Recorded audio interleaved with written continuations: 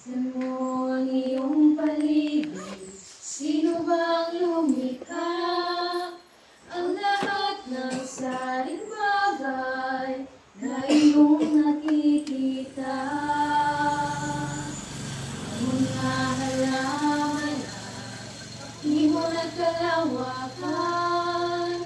Ang dagat, ilog, hayop, isda't kabundukan, ako'y namangha sa kanyang kapangyarihan. Ako'y namangha sa Diyos na naglalang, o ang papuri at dangal sa kanya iaalay, sapagkat siya ang may akda. Tignan mo ang iyong sarili, sino bang lumikha? Ikaw ay ginawa na, sadyang kamangha-mangha. At sa wangis ng may kapal, ikaw ay inanyuan. Naging ganap na tao, upang siya'y paglingkuran. Ako'y namangha sa kanyang kapangyarihan. Ako'y namangha sa Diyos na naglalang, o ang papuri at dangal sa kanya iaalay, sapagkat siya ang may akda. Mayroong isang lugar na sadyang kakaiba. Ang Diyos ay nangiling sa kanyang mga ginawa. Ang araw ng Sabado, kanyang pinapala, upang tao'y mangiling sa kanyang mga ginawa. Ako'y namangha sa kanyang kapangyarihan. Ako'y namangha sa Diyos na naglalang, o ang papuri at dangal sa kanya iaalay, sapagkat siya ang may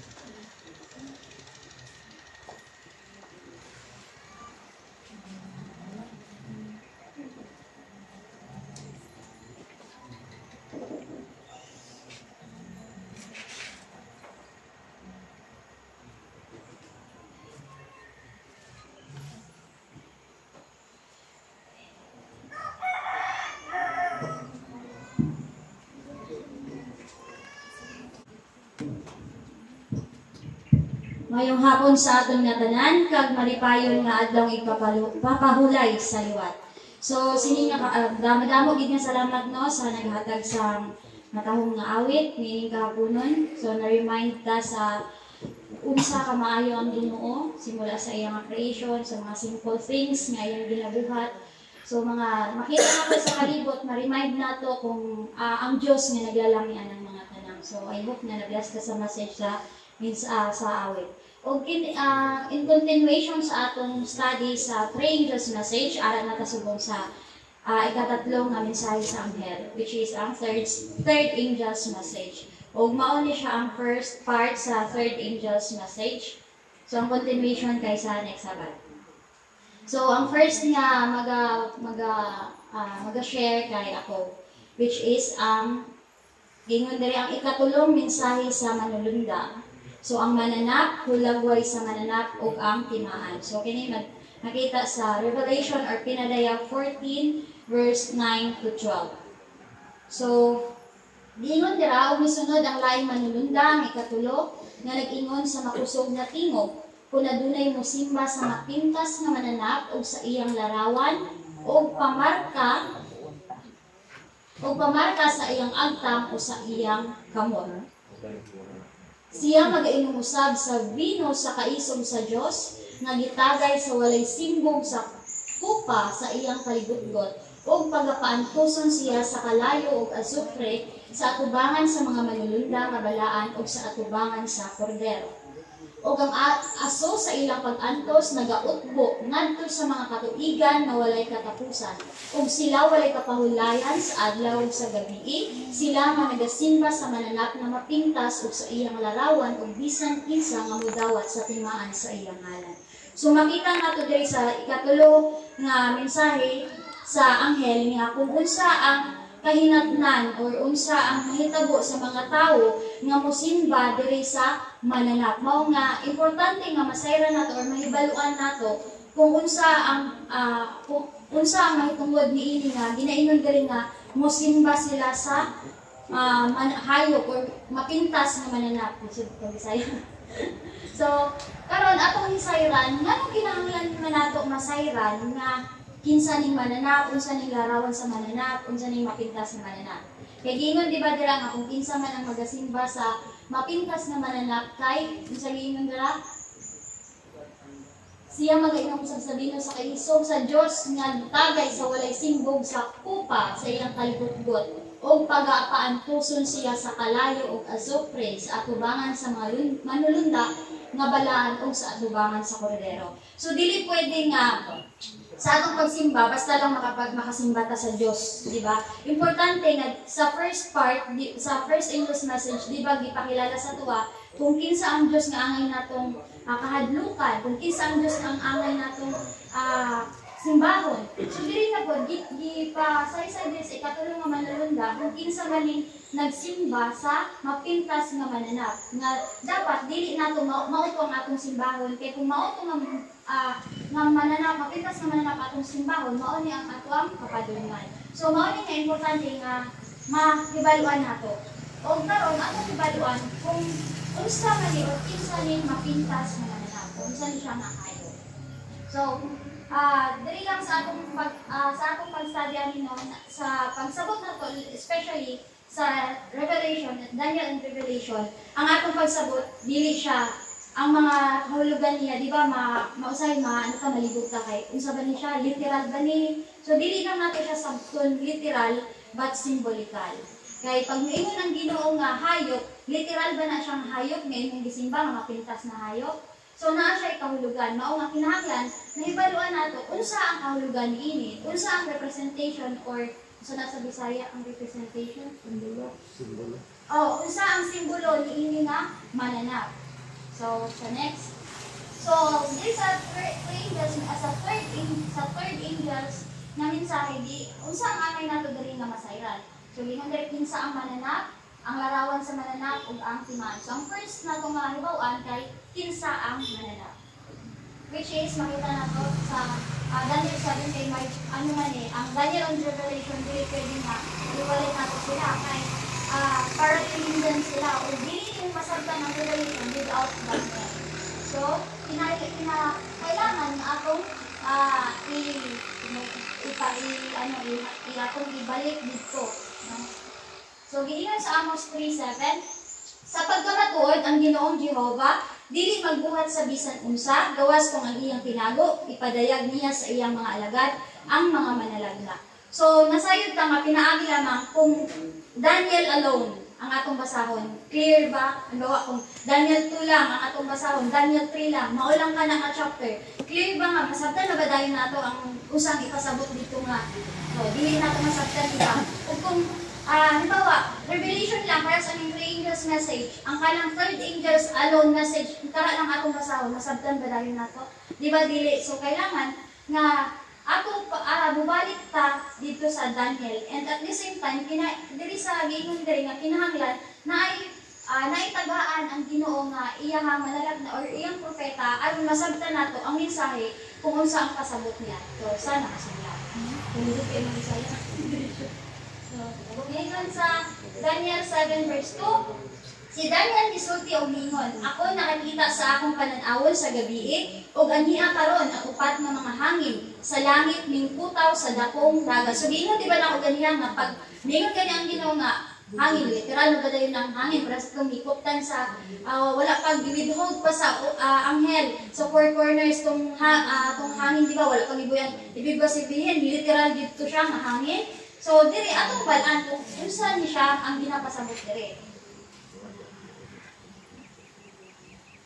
The next, so makita nato sa Jeremiah 49 verse 36 and verse 7 dingon, ug sa ilang ladon ko ang upat ka mga hangin nga gikan sa upat ka mga bahin sa langit, ug tibulaagon ko sila ngadto ni atong tanan nga mga hangin, ug walay nasod nga dili pagaadtuan sa mga sinalikway sa ilang.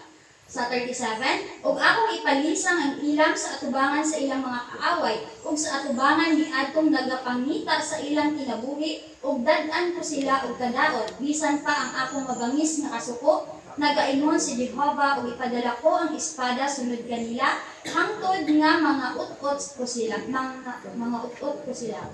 So, dili makita nato sa atong nabasa sa Jeremiah 49:36 and 37 nga ang gipasabot sa hangin ay kay pagubot. So, dili siya literal nga hangin.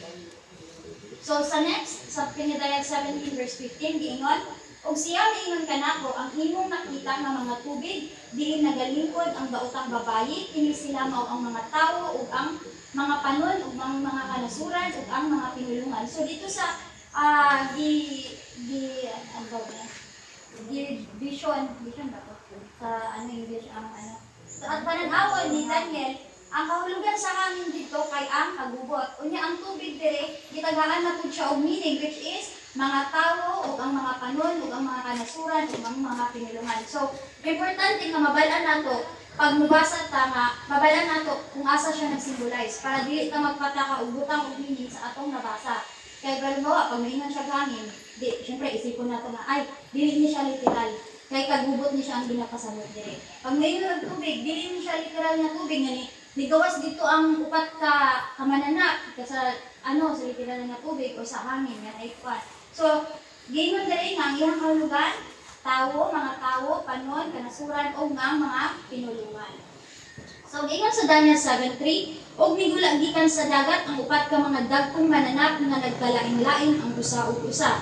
So diri pakita nato kay ato ang ginasabot kung unsa bang mananap nga gisimba nila. So kailangan o nga kinahanglan sabton nato atong ipakita, i-picture nato kung unsa ning mga mananap nga unsa ang kahulugan niini. So Iyon diri migula gikan sa dagat ang upat ka dagkong mananap nga nagkalain-lain ang usa ug usa. Ibig sabihin ay upat ka mananap nga nagikan dito unya naa sila nagkalain-lain mga itsura. Di sila same.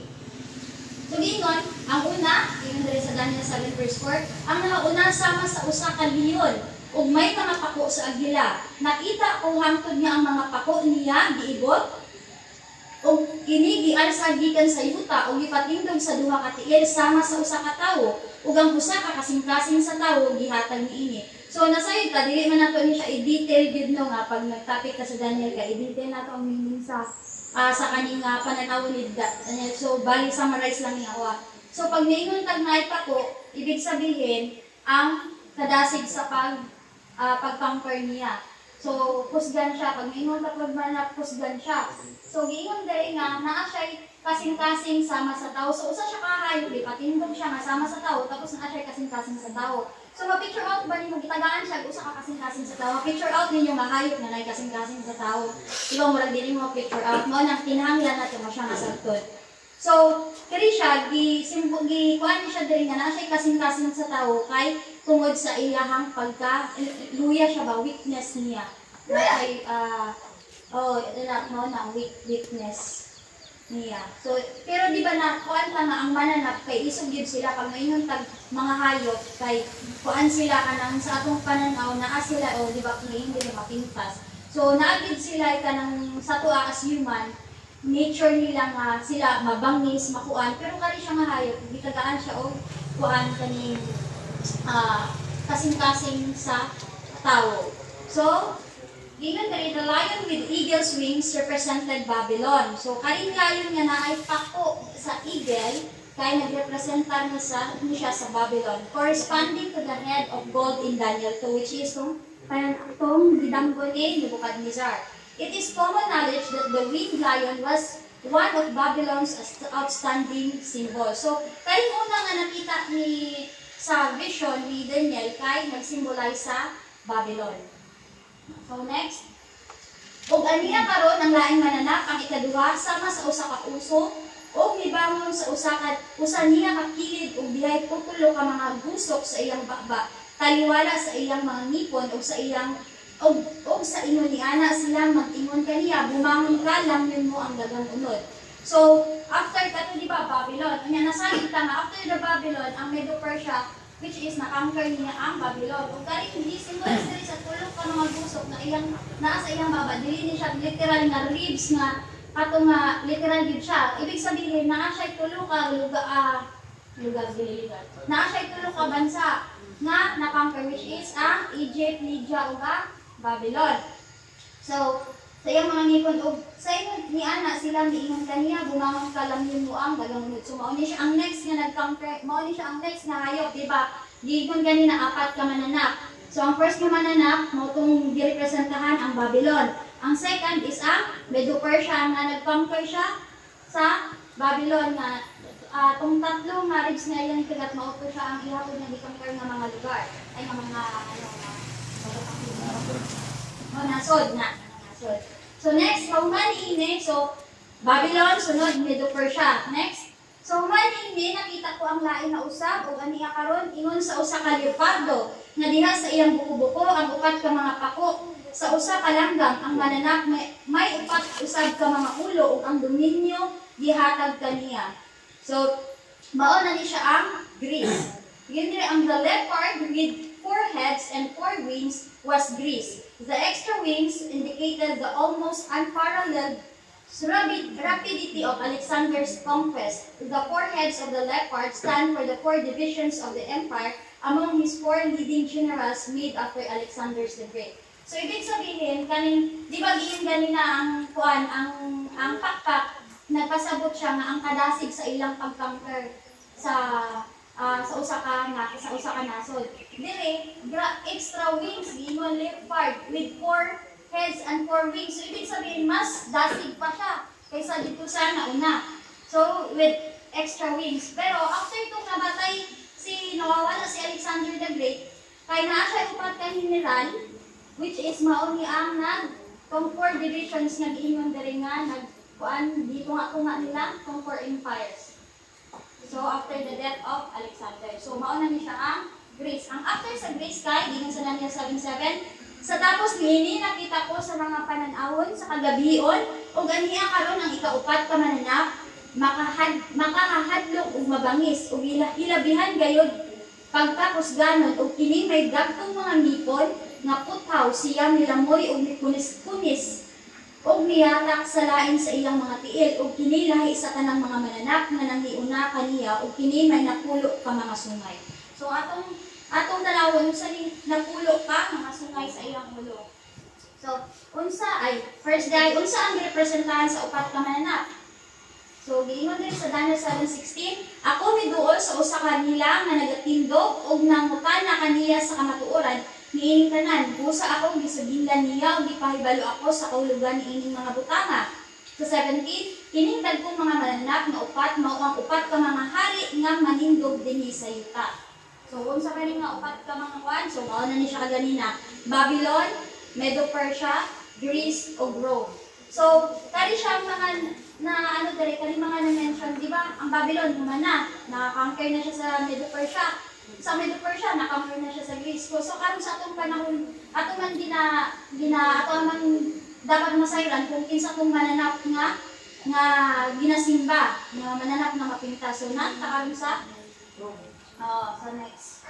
Ingon dire, Daniel 7:23, sa ingon ni Ana siya miingon ang ikaupat nga mananap mao ang ikaupat nga gingharian sa yuta, nga lahi gikan sa tanang mga gingharian ug mulamoy sa tibok yuta ug magayatak kiniini ug magadugmok kaniya. Sa 24, ug mahitungod sa napulo ka mga sungay, di ka niining gingharian, mutindog ang napulo ka mga hari. So, ug adunay lain nga mutindog sunod kanila, ug siya lahi sa nauna, ug siya mudaog sa tutulo ka mga hari. So, ibig sabihin, kani nga hayop siya, kani ikaupat na siya pulo ka sungay.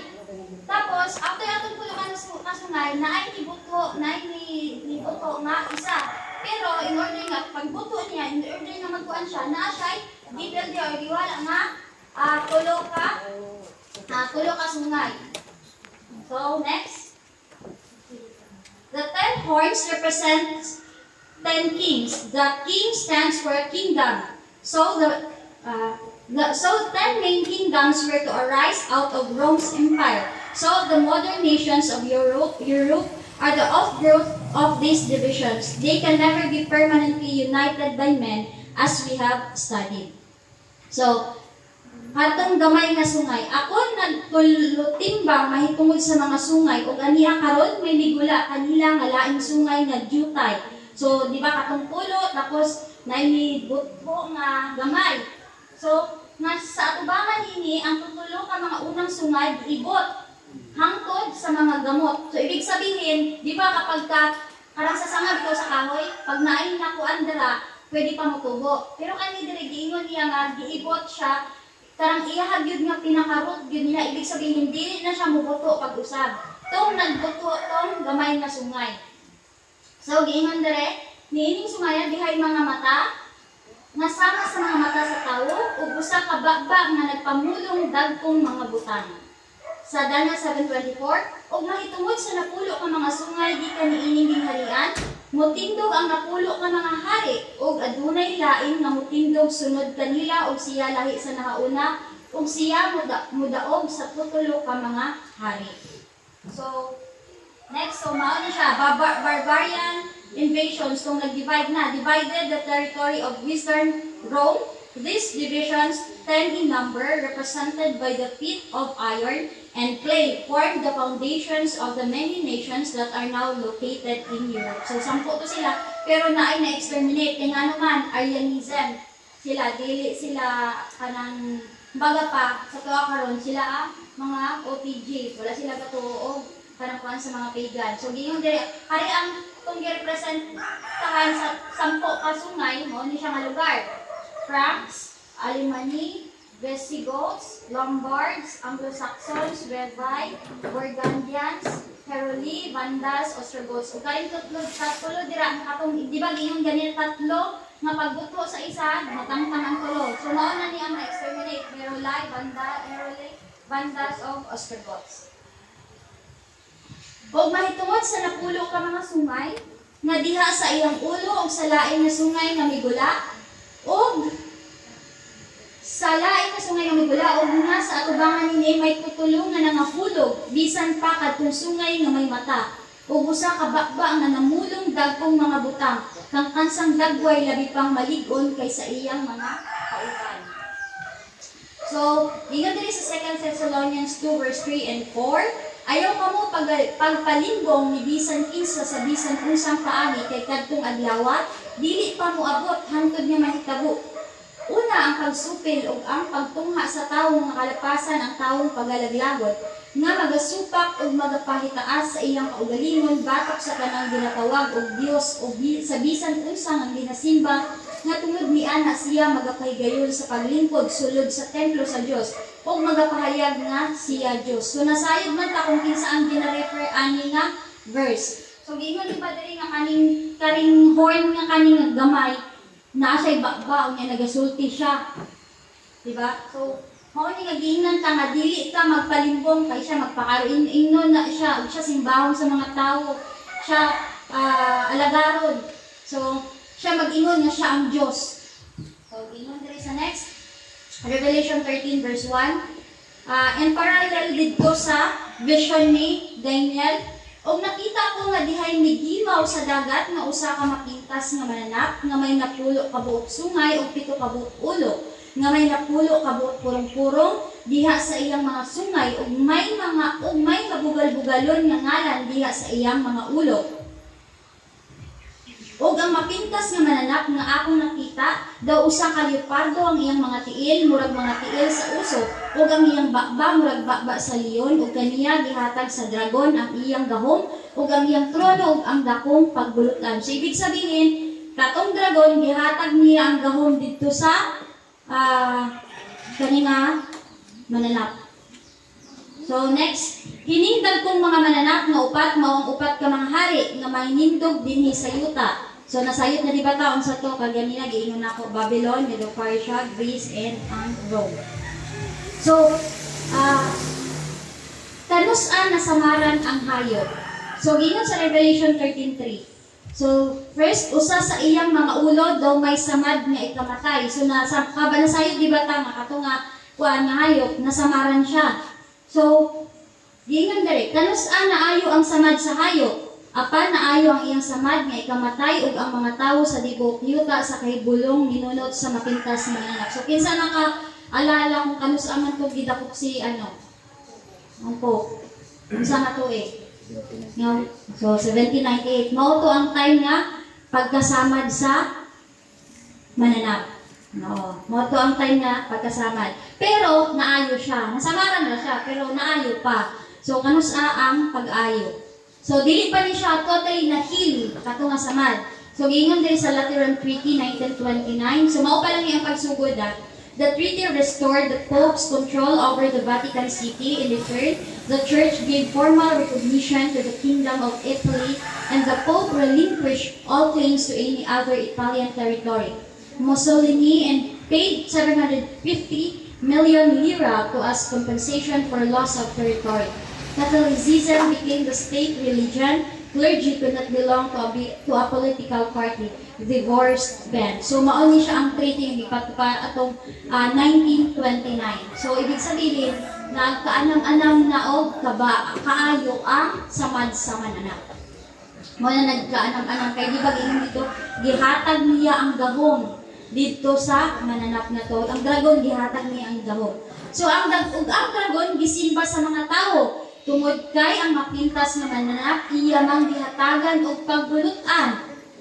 Og ang mapintas nga mananap ilang gisimba nga nag-ingon kinsabay makasama sa mapintas nga mananap ug kinsabay makahimo sa pakigubat kaniya. So kinsa man ni ang dragon nga gisimba sa mga tao?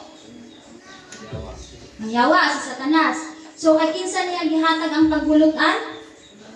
Sa mananap nga ilang gisimba. Sa 9, o gitangkog ang dakong dragon ang serpente nga karaan ang ginganlang yawa ug Satanas. Ang maglilimpong sa tibuok kalibutan siya gitambog ngadto sa yuta ug ang iyang mga manulunda gitambog uban kaniya.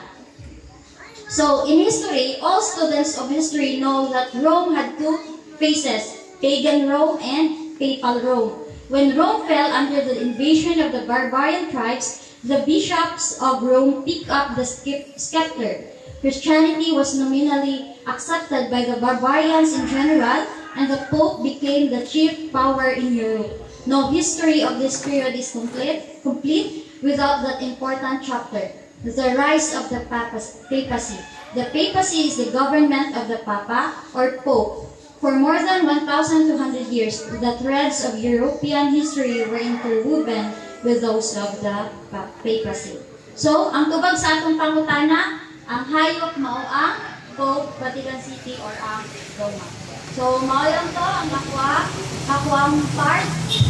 Hindi nga po no, kabalo ko na short ang kaya ito. Si tatay na bahala na. Ano naman ito akong makaya. Ang base, papasi, dili po, papasi. Ay, papasi ang base time. Kaya ang po, individual mo na. Gani. Papasi sa system. Oo. Papasi ang base. Dili. Tayaw. Ano tapos na to? Oo. So, may nakuha sa tanano, happy Sabat. Ato lang yun na yun na kay atong palibot, no? Atong so, ang base is the papacy. No? Papacy. Kaya kanang papacy, system na siya. No? System sa mga kung sa kutay sa mga papa, kung no? So, sa ato pa, mamatay ang isa, kung iyan sa isa. No? So, kana siya system. No? Niya ang iyang seat na sa Vatican city, no? So ang kato dito paano gihatag sa dragon sa diha katong nagbanditaw gibalhin sa emperor ang iyang trono sa Constantinople. So dito nakahigayon ang Pope sa pagkuha sa katong dapit nga gilingkuran sa dating emperor, no? So moto nga nagkaroon na siya ng ng seat and authority gihatag sa kaaway. So muna ang first nga presentation nila, magsunod pa man. So ang iyang bahin gi-identify lang ang beast, no? So kanang nga beast magsubay man siya sa prophecy gikan sa Daniel to Revelation, no? So muna siya nga dili nimo maintindihan, dili nimo masabtan ang Revelation kung dili ka mo balik sa Daniel, o dili po nimo makumpleto ang Daniel o dili mo tun-an ang Revelation. Kay sa panahon ni Daniel gitakpan ang basahon, no? Sa sirado, wala bisan si Daniel naglisod siya pag intindi, no? So gitakpan ang basahon, pero pag abot sa panahon ni John the Revelator, gi-reveal, no? Gi-reveal sa title daan Revelation. So gipadayag, no? Wala na, dili na siya tinago. Mara nga ang uban naapoy na meet nga taas sana kanang naapoy katungdanan sa ilang simbahan na ingon siya grupo sa Protestant, ingon siya kanang Revelation lisod kaayo sabton, no? Pero kung imong huna-hunaon sa title palang daan sa libro, no? So sa ato pa masabtan nimo kay Revelation God reveal, no? Gipadayag. So sa ato pa masabtan na siya. Ang problema lang kay dili man sila balik dito sa daan nga tugon, no? Kay ang atong pagtuon man God, giingon diya sa Isaiah 28, Diotay diri, diotay dito, imo na siya tigumon tanan hangtod nga hingbalag-ungan og hingdapan, no? So daghang salamat sa presentation, no? So siguro sa sunod Sabado dito na nila ipadayon sa Malingin, no? So mayong hapon sa tanan. Mao lang to ang sa oras na 3:25 atong pahinomdom, no? Wala na mo'y